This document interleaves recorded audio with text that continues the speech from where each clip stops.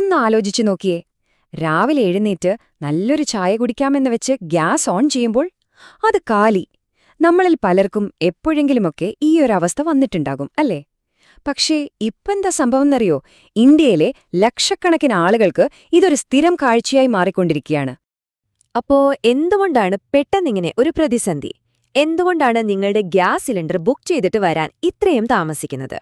വാ, നമുക്കിതിന്റെ പിന്നിലെ കാര്യങ്ങള് ഒന്ന് വിശദമായിട്ട് തന്നെ നോക്കാം. ഇതൊരു ഒറ്റപ്പെട്ട സംഭവമല്ല. സോഷ്യൽ മീഡിയയിലൊക്കെ നോക്കിയാൽ ഇതുപോലത്തെ ഒരുപാട് കമന്റുകൾ കാണാം. ഇത് ശരിക്കും സാധാരണക്കാരനുഭവിക്കുന്ന ബുദ്ധിമുട്ടിന്റെ ഒരു നേർക്കാഴ്ചയാണ്. ഇതിൽ നിന്ന് തന്നെ നമുക്ക് മനസ്സിലാക്കാം ഈ ക്ഷാമം എത്രത്തോളം വലുതാണെന്ന്. അപ്പോ എന്തായിരിക്കും ഇതിന്റെയൊക്കെ യഥാർത്ഥ കാരണം? നമ്മുടെ അടുക്കളയിൽ കാണുന്ന ഈ പ്രശ്നത്തിന് ആയിരക്കണക്കിന് കിലോമീറ്റർ ദൂരെയുള്ള ഒരു ആഗോള പ്രതിസന്ധിയുമായി എന്താ ബന്ധം? അത്ഭുതം തോന്നുന്നുണ്ടോ? എന്നാൽ അതാണ് സത്യം. അതാണ് നമ്മൾ ഇനി നോക്കാൻ പോകുന്നത്. ഇവിടെ നമ്മൾ ആദ്യം മനസ്സിലാക്കേണ്ട ഒരു കാര്യമുണ്ട്. ഇന്ത്യയിൽ നമ്മൾ ഉപയോഗിക്കുന്ന LPG ഇല്ലേ, അതിന്റെ ഏകദേശം 60% നമ്മൾ പുറത്തുനിന്ന് ഇറക്കുമതി ചെയ്യുന്നതാണ്. അതായത് സൗദി അറേബ്യ, ഖത്തർ പോലുള്ള രാജ്യങ്ങളിൽ നിന്നാണ് കൂടുതലും വരുന്നത്. അപ്പൊ സ്വാഭാവികമായും അവിടെ എന്തെങ്കിലും പ്രശ്നമുണ്ടായാൽ അത് നമ്മളെ നേരിട്ട് ബാധിക്കും. ഇതാണ് നമ്മുടെ സപ്ലൈ ചെയിനിലെ ഒരു വലിയ വീക്ക്നെസ്. ഹോർമൂസ് കടലിടുക്ക്, ഈ പേര് ഓർത്തു വെച്ചോളൂ. ഇപ്പോഴത്തെ ഈ പ്രശ്നങ്ങളുടെ എല്ലാം സെന്റർ പോയിന്റ് ഇതാണ്. പേർഷ്യൻ ഗൾഫിൽ നിന്നുള്ള കപ്പലുകൾക്ക് പുറംലോകത്തേക്ക് പോകാനുള്ള ഒരു പ്രധാനപ്പെട്ട ഇടുങ്ങിയ വഴിയാണിത്. ലോകത്തിലെ തന്നെ ഏറ്റവും വലിയ എണ്ണ ഗ്യാസ് കപ്പൽപാതകളിൽ ഒന്ന്.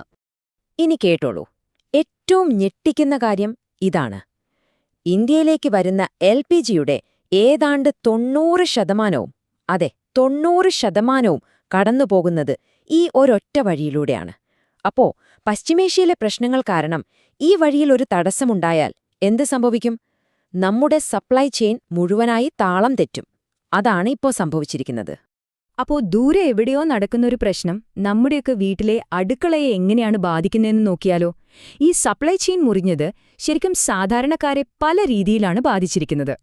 ഈ കണക്കുകൾ കേട്ടാൽ മതി കാര്യത്തിന്റെ ഗൗരവം മനസ്സിലാക്കാൻ.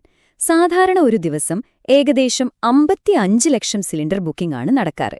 പക്ഷേ ഈ പ്രശ്നം തുടങ്ങിയതോടെ അത് ഒറ്റയടിക്ക് 75 ലക്ഷമായി. എന്താ ഇതിനർത്ഥം? ആളുകൾ പേടിച്ചു. കിട്ടാതെ പോകുമോ എന്ന ഭയം കൊണ്ട് ആവശ്യമില്ലാത്തവർ പോലും ബുക്ക് ചെയ്ത് സ്റ്റോക്ക് ചെയ്യാൻ തുടങ്ങി. ഈ സമയത്ത് സർക്കാർ ഒരു കാര്യം ചെയ്തു. വീടുകളിലേക്കുള്ള സിലിണ്ടർ വിതരണത്തിന് മുൻഗണന കൊടുത്തു. അത് നല്ല കാര്യമാണ്. പക്ഷെ അതിന് തിരിച്ചടി കിട്ടിയത് ആർക്കാണെന്നറിയോ? ഹോട്ടലുകൾ, റെസ്റ്റോറന്റുകൾ, അതുപോലുള്ള വാണിജ്യ ആവശ്യങ്ങൾക്ക് ഗ്യാസ് ഉപയോഗിക്കുന്നവർക്ക്. വീടുകളിലേക്ക് സപ്ലൈ ഉറപ്പാക്കാൻ നോക്കിയപ്പോൾ ഹോട്ടലുകൾക്ക് സിലിണ്ടർ കിട്ടാതെയായി. ഒന്ന് ആലോചിച്ചു നോക്കൂ, ഒരു ദിവസം ഒരു ഹോട്ടൽ നടത്താൻ എത്രമാത്രം ഗ്യാസ് വേണമെന്ന്. സിലിണ്ടർ കിട്ടാതായതോടെ പല ഹോട്ടലുകളും അവരുടെ മെനു വരെ വെട്ടിച്ചുരുക്കി. ചിലർക്ക് കട പൂട്ടുകയല്ലാതെ വേറെ വഴിയില്ലാതായി. ഇത് ഹോട്ടലുകളുടെ മാത്രം കഥയല്ല കേട്ടോ. പട്നയിലൊക്കെ ഹോസ്റ്റലിൽ നിന്ന് പഠിക്കുന്ന കുട്ടികൾ, ബംഗളൂരുവിൽ LPGയിലോടുന്ന ഓട്ടോ ഓടിക്കുന്ന ഡ്രൈവർമാർ, വഴിയോരത്ത് ഭക്ഷണം വിൽക്കുന്ന സാധാരണക്കാർ, അങ്ങനെ ഒരുപാട് പേർ ഇതിന്റെ ബുദ്ധിമുട്ട് അനുഭവിക്കുന്നുണ്ട്. ഒരു ക്ഷാമം വന്നാൽ കൂടെ വരുന്ന ഒന്നാണ് കരിഞ്ചന്ത. ആളുകളുടെ ഗതികേട് മുതലെടുക്കാൻ ചിലരിറങ്ങും.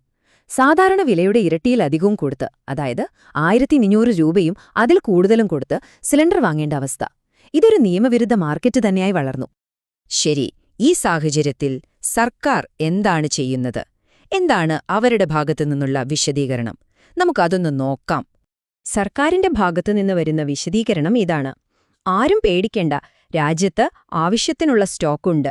ആളുകൾ പരിഭ്രാന്തരായി ആവശ്യമില്ലാതെ വാങ്ങിക്കൂട്ടുന്നതുകൊണ്ടാണ് ഈ പ്രശ്നം. പക്ഷേ ഇതിനൊരു മറുവശമുണ്ട്. സർക്കാർ സ്റ്റോക്കുണ്ട് എന്നു പറയുമ്പോഴും സാധാരണക്കാർ മണിക്കൂറുകളോളം സിലിണ്ടറിനു വേണ്ടി ക്യൂ നിൽക്കുകയാണ്. ഈയൊരു വൈരുദ്ധ്യം സ്വാഭാവികമായും ജനങ്ങൾക്കിടയിൽ ഒരു അവിശ്വാസമുണ്ടാക്കി. അത് കൂടുതൽ പരിഭ്രാന്തിയിലേക്ക് നയിച്ചു. എന്നാൽ സർക്കാര് വെറുതെ ഇരിക്കുകയായിരുന്നില്ല. കാര്യങ്ങൾ നിയന്ത്രിക്കാൻ കുറച്ച് നടപടികൾ എടുത്തിട്ടുണ്ട്. ആവശ്യസാധന നിയമം നടപ്പാക്കി. റിഫൈനറികളോട് ഉൽപ്പാദനം കൂട്ടാൻ ആവശ്യപ്പെട്ടു. പിന്നെ പൂഴ്ത്തിവെപ്പ് തടയാനായിട്ട് ഒരു ബുക്കിംഗ് കഴിഞ്ഞ് അടുത്തത് ബുക്ക് ചെയ്യാനുള്ള സമയം 25 ദിവസമായി നീട്ടി. ഇതൊക്കെ ഒരു എമർജൻസി സിറ്റുവേഷൻ നേരിടാനായിരുന്നു. അപ്പോ ഈയൊരു അവസ്ഥയില് സർക്കാരിനെ മാത്രം കുറ്റം പറഞ്ഞിരുന്നാൽ മതിയോ? പോരാ. ഒരു പൗരൻ എന്ന നിലയിൽ നമ്മൾ ഓരോരുത്തർക്കും ചിലത് ചെയ്യാനുണ്ട്. എന്തൊക്കെയാണത് എന്ന് നോക്കാം. ഒന്നാമത്തെ കാര്യം, നമുക്ക് ആവശ്യമുള്ളപ്പോൾ മാത്രം ബുക്ക് ചെയ്യുക. പേടിച്ചു വാങ്ങി സ്റ്റോക്ക് ചെയ്യാതിരിക്കുക. രണ്ടാമത്, കരിഞ്ചന്തയിൽ ആരെങ്കിലും ഗ്യാസ് വിൽക്കുന്നത് കണ്ടാൽ തീർച്ചയായും അധികാരികളെ അറിയിക്കണം. പിന്നെ ഏറ്റവും പ്രധാനപ്പെട്ട കാര്യം, നമ്മുടെ തൊട്ടടുത്ത ആർക്കെങ്കിലും നമ്മളെക്കാൾ അത്യാവശ്യമുണ്ടെങ്കിൽ അവർക്ക് വേണ്ടി ഒന്ന് മാറിക്കൊടുക്കുക. ഇത് ശരിക്കും നമ്മുടെ ഒരു പൗരബോധം കാണിക്കേണ്ട സമയമാണ്. നമ്മുടെ സിലിണ്ടറിൽ ഗ്യാസ് തീരാറായിട്ടില്ലെങ്കിൽ ഒട്ടും ഗ്യാസ് ഇല്ലാത്ത ഒരാൾക്ക് വേണ്ടി കുറച്ചു ദിവസം കാത്തിരിക്കുന്നതിൽ തെറ്റില്ലല്ലോ. നമ്മൾ പരസ്പരം സഹകരിച്ചാൽ തന്നെ ഈ പ്രശ്നത്തിന്റെ ഒരു പകുതി തീരും. അപ്പോൾ നമ്മൾ ഇതുവരെ സംസാരിച്ച കാര്യങ്ങളൊക്കെ ഒന്ന് ചുരുക്കി നോക്കാം. എന്താണ് ഈ പ്രതിസന്ധിയിൽ നിന്ന് നമ്മൾ മനസ്സിലാക്കേണ്ടത്?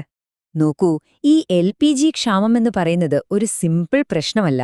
ഒരു വശത്ത് ഗ്ലോബൽ പ്രശ്നങ്ങൾ, മറുവശത്ത് ആ പ്രശ്നത്തോട് നമ്മൾ പ്രതികരിക്കുന്ന രീതി, അതായത് നമ്മുടെ പേടിയും പരിഭ്രാന്തിയും. ഇത് രണ്ടും ചേർന്നപ്പോഴാണ് കാര്യങ്ങൾ ഇത്രയും വഷളായത്. അവസാനമായി ഞാൻ നിങ്ങളോടൊരു ചോദ്യം ചോദിക്കട്ടെ.